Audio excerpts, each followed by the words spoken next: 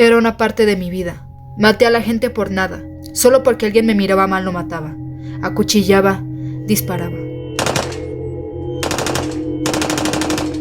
Richard Kuklinski confesó con una inmensa frialdad todos los crímenes que perpetró. Tras ser condenado a 2 cadenas perpetuas, comentando su carrera criminal por placer para luego convertirse en un asesino a sueldo, sin llegar a poseer la más mínima sensación de culpa y la manera tan fría en la que cometía los asesinatos, fue el que le acreditó el apodo de Iceman, siendo reconocido ante las familias pertenecientes a la mafia italoamericana, la cual le ofreció grandes sumas de dinero a cambio de sus servicios como sicario, para después traicionarlos y delatarlos ante las autoridades. ¿Qué tal, chicos? Les doy la bienvenida a este nuevo video.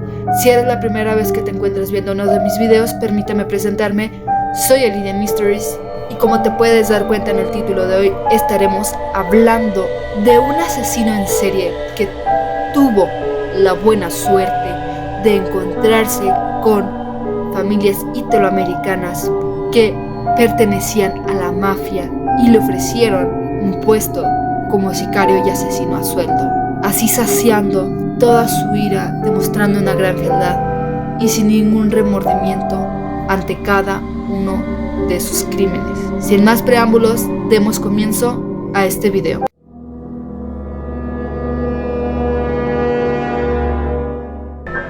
Richard Kuklinski nació el 11 de abril de 1935 en el apartamento de su familia en Nueva Jersey. Su padre era Stanislaw, al que todos llamaban Stanley Kuklinski, el cual era un inmigrante polaco, y su madre era Anna McNally, una inmigrante irlandesa. Richard tenía 3 hermanos. El primero, Florian, quien falleció a los 7 años debido a un puñetazo que le provocó la muerte en el acto, lo que llevó a sus padres a encubrir este asesinato. ¿Por qué fue así? Porque el padre de Richard Kuklinski fue el que le propinó este puñetazo a su hijo, encubriéndolo como un accidente doméstico en el que el niño se había caído de las escaleras, lo cual llevó a impactarle a Kuklinski desde temprana edad. Tuvo una hermana llamada Roberta y un último, que fue el menor, de nombre Joseph, el cual recibió una condena por haber violado a una niña de 12 años y después asesinarla, ya que la arrojó desde un edificio de 5 pisos. La niña estaba acompañada de su mascota, su perro, y este hombre lanzó a la niña junto a su perro. Cuando Kuklinski estuvo en la cárcel, fue interrogado y se le mencionó sobre lo que había perpetrado su hermano, a lo cual como respuesta dio: venimos del mismo padre. Lo que nos lleva a hablar del ambiente familiar en el que Kuklinski estaba envuelto, ya que su padre era un hombre violento y alcohólico que le propinaba golpizas a su esposa como a sus hijos, en la que estos maltratos ocurrían a diario, además de tomar en cuenta que la familia vivía en un barrio marginal, siendo expuestos a la violencia que había en las calles en esos años, lo que lo convirtió en un niño encerrado en su propio mundo, además de que tenía problemas en la escuela y se le dificultaba llevarse bien con otros niños, solo siendo un foco de burlas en su barrio y su escuela debido a la dislexia que padecía, llegando a contener todo el enojo y la furia que le causaban los abusos de su padre y las burlas de los demás, sacando toda su frustración con los gatos que había en el vecindario, dedicándose a torturarlos y estrangularlos mientras disfrutaba verle a los ojos mientras estos morían,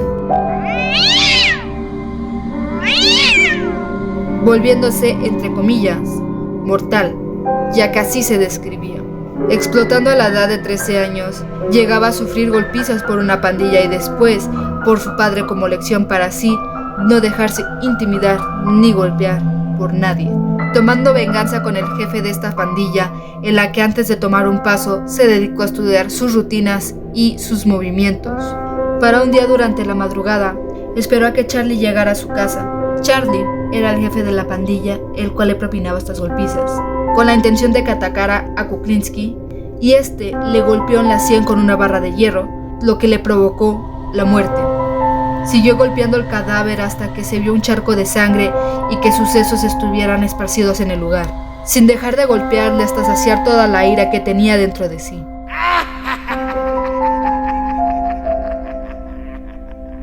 Cuando recuperó la razón, depositó el cadáver en un maletero de un coche, el cual arrojó en una zona de marísimas heladas. Antes de esto, le arrancó los dientes para que fuera más difícil la identificación del cadáver. Al terminar de llevar a cabo su venganza, pudo descansar y lograr sentirse muy bien, ya que se había pasado al otro lado. Sin esperar, siguió con su siguiente víctima, un chico que solo se dedicaba a insultarle, así que al percatarse de que este se quedara dormido en su auto, lo que le llevó a Kuklinski comprar gasolina para verterla dentro del vehículo y prenderle fuego, para disfrutar los gritos de dolor de su víctima, que era consumida por las llamas. Sin llegar a saciar su ira, la situación de violencia que recibía su familia y él le llevó a su límite, en el que un día su padre había golpeado a su madre, lo que le hizo tomar un revólver y apuntárselo en la sien para amenazarlo. Si vuelves a acercarte a mi familia, te mato y te arrojaré al río. Teniendo éxito en este, y jamás se volvió a hacer presente en la casa de Kuklinski, aunque años después se arrepintió de no haberle disparado en esa ocasión. En 1960 conoció a Bárbara, que después sería su esposa, sin llegar a tener idea a lo que se dedicaba Kuklinski en ese entonces. Antes de convertirse en Iceman, solía traficar pornografía que revendía a la familia Gambino. Después empezó con el cobro de deudas para al final ser un asesino a sueldo. Ya que el gángster Roy Medeo le vio potencial como sicario, debido a que Kuklinski era un hombre de casi 2 metros, además de que su apariencia inspiraba pavor. Además de esto, lo puso a prueba, haciendo que éste eligiera una persona al azar en un parque para que le siguiese y le matase, siendo su víctima un hombre que se encontraba paseando su perro, lo cual cumplió sin dificultad, disparándole en la cabeza a este hombre, ganándose el puesto de sicario. Un empleo que llevó por 30 años, ejecutando a sus víctimas de formas bastante particulares y variadas, usando desde picayelos, cuchillos y pistolas, sirviéndole como un arma letal cualquier utensilio, además de usar el cianuro y perfeccionar su uso en sus asesinatos. La razón de que le hiciera uso era por su dificultad de ser detectado toxicológicamente, siendo más efectivos si se usaban aerosol, dejando inconsciente a sus víctimas en 15 segundos. Sus métodos para deshacerse de los cadáveres eran muy variados. Colocar los cuerpos en un barril de aceite y arrojarlos al lago. Lanzar el cuerpo en una grieta que tenía localizada en un terreno. El más conocido era llevar a un cadáver a una cueva minada de ratas en Pensilvania, aunque también lo utilizaba con personas vivas, ya que tenía instrucciones de provocarles más sufrimiento antes de que murieran. En algunas ocasiones filmaba sus asesinatos para que su cliente viera que se había cumplido con la tarea. La pregunta que nos viene a todos es por qué Kuklinski se ganó el apodo de Iceman, y esto era por dos motivos. El primero, por la frialdad que tenían sus crímenes, sin dudar, pestañear o compadecerse de sus víctimas, y la segunda, por un experimento en el que congeló un cadáver durante 2 años antes de deshacerse del cuerpo, lo cual casi confundió a la policía, si no es gracias a los forenses que encontraron restos de hielo en la autopsia y se percataron de que este no acababa de morir y solo le quedaban unas cuantas horas para que se descongelaran total. Su empleo de asesino a sueldo le daba como salario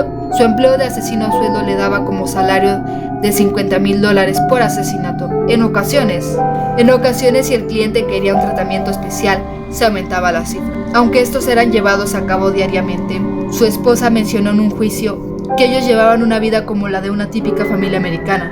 Una casa lujosa, un coche familiar y barbacoas los domingos. A pesar de todos estos lujos, Bárbara era víctima de violencia por parte de Kuklinski, haciendo a un lado la mirada de esto y perdonando a su esposo, mencionando que era un hombre romántico y un buen padre, siendo una gran sorpresa para Bárbara enterarse de cuál era el empleo de su esposo Kuklinski, sin llegar nunca a preguntarle a qué se dedicaba o por qué motivo hacía los viajes por su, entre comillas, trabajo. A la edad de 50 años se sentía cansado por los años que tenía encima.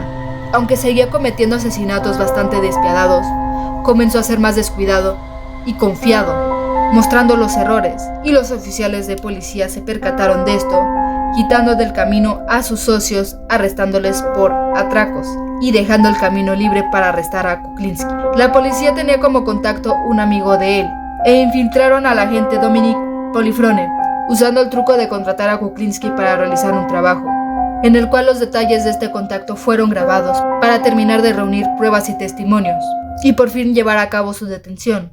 En el mes de diciembre de los años 1986 y 1988, se le condenó a 2 cadenas perpetuas continuas por 5 asesinatos, logrando salir en libertad a los 110 años.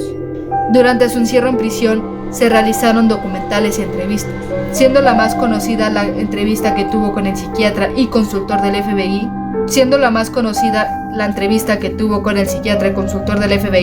el Dr. Park Dietz, en julio de 2002, pasando 14 horas con Kuklinski para lograr adentrarse en su psique. Did you think of yourself as an assassin? Assassin? Sounds so exotic. I was just a murderer. Siendo sarcástico y sonriente mientras narraba, incluso sarcástico ya que confesó sentirse decepcionado de no sentir nada cuando asesinaba a alguna persona, reconociendo que el sexo era la única cosa que le producía adrenalina. Entre los cientos de asesinatos que perpetró, solo uno en particular le provocó arrepentimiento, debido a lo sádico que fue este asesinato, en el que cuando estaba a punto de matar a un hombre, este comenzó a rogarle a Dios por su vida, mientras sollozaba y suplicaba, y la acción de Kuklinski es decirle a su víctima que le daba a Dios 30 minutos para que le salvara. Pasado este tiempo, Kuklinski lo asesinó, confesando en prisión que incluso para él era cruel. No estuvo muy bien, es algo que no debería haber hecho, confesó. Siendo sus víctimas Gary Smith, siendo su cadáver encontrado el 27 de diciembre de 1982 y su causa de muerte fue envenenamiento y ser estrangulado. La siguiente fue Daniel Debner, encontrado el 14 de mayo de 1983. Su causa de muerte fue el envenenamiento y el estrangulamiento. La siguiente víctima fue Louis Mesgay, encontrado el 25 de septiembre de 1983. Su causa de muerte fue una herida de bala en la cabeza, habiendo desaparecido 2 años antes, el cual fue su cadáver congelado por Kuklinski, dejando el cadáver en un parque horas antes de que se descongelara, lo cual ayudó a encontrar pistas. La siguiente víctima fue Robert Proudgay, encontrado en 1989. Su causa de muerte fueron unos disparos en la cabeza, siendo encontrado en su camión de helados. La siguiente víctima fue aquel que lo contrató, Roy DeMeo. Cuerpo se desconoce cuándo fue encontrado, al igual que su causa de muerte. La siguiente víctima fue Peter Calabro, encontrado el 14 de marzo de 1980. Su causa de muerte fueron varios disparos. La siguiente víctima fue Carmine Galante, el jefe de la familia Bonanno, encontrado en julio de 1979, siendo desconocida su causa de muerte. La siguiente víctima fue Paul Castellano, jefe de la familia Gambino, encontrado en diciembre de 1985. De igual forma, su causa de muerte fue desconocida, aunque podremos hacer la teoría de que fallecieron a causa de disparos. La siguiente víctima fue Sammy Gravano, un aliado de John Gotti. Su fecha de muerte es desconocida, al igual de su causa de muerte. Kuklinski confiesa de que asesinó a Jimmy Hoffa, el expresidente del sindicato Teamsters, confesando que lo recogió en Detroit, apuñalándolo mientras se encontraban en su auto, llevando su cuerpo a un depósito de chatarra, depositándolo en un barril y prendiéndole fuego, para luego ser enterrado en el mismo lugar. Kuklinski falleció el 5 de mayo del 2006 a los 70 años, mencionando que su causa de muerte fue un paro cardiopulmonar, en el que su esposa firmó la orden de que no se le resucitara, aunque otros afirman que su muerte fue misteriosa, ya que Kuklinski debía testificar contra Salvatore Gravano, el jefe de la familia Gambino. Hay algunas muertes de jefes mafiosos en las que los familiares de estas víctimas mencionan que este nunca les asesinó, así como el rumor de Jimmy Hoffa. Durante su encarcelamiento, realizó muchísimas entrevistas y documentales. Las más conocidas fueron para el canal de HBO. Como se pudieron dar cuenta, mostré un fragmento de la entrevista y mostré varios clips de ellas. Si quieren ver la entrevista completa, pueden buscarla en YouTube así como yo lo hice, y ver un poco más a fondo lo que viene siendo cómo narraba cada uno de los detalles, inclusive de su vida. Llegando al final de este video, porque siento que ya fue muy largo cuéntame abajo en los comentarios qué opinas acerca de Kuklinski, si tuvo la suerte de haber sido contratado como sicario, si no hubiera tenido el mismo destino que otros asesinos en serie que ha habido. Además de recordarte que si tienes alguna sugerencia para el nuevo video, puedes dejármela abajo en los comentarios, así como si tienes alguna experiencia paranormal o incluyendo que quieras que relate una historia de terror o un creepypasta. Eso tanto como en los comentarios como que está abajo o como en la descripción puedes encontrar mi correo y así más cómodamente puedas escribírmelo y yo con toda confianza lo leeré y lo tomaré para un video. Recuerda que si te gustó este video puedes darle me gusta y compartirlo para que esta familia crezca poco a poco, sin olvidar agradecerle a aquellas personas que comparten mis videos para hacerlo llegar a los demás. Si eres nuevo en el canal o ya tienes tiempo viendo mis videos y te gustó el contenido, puedes suscribirte y activar la campanita para que te lleguen todas las notificaciones de cada cuando subo video.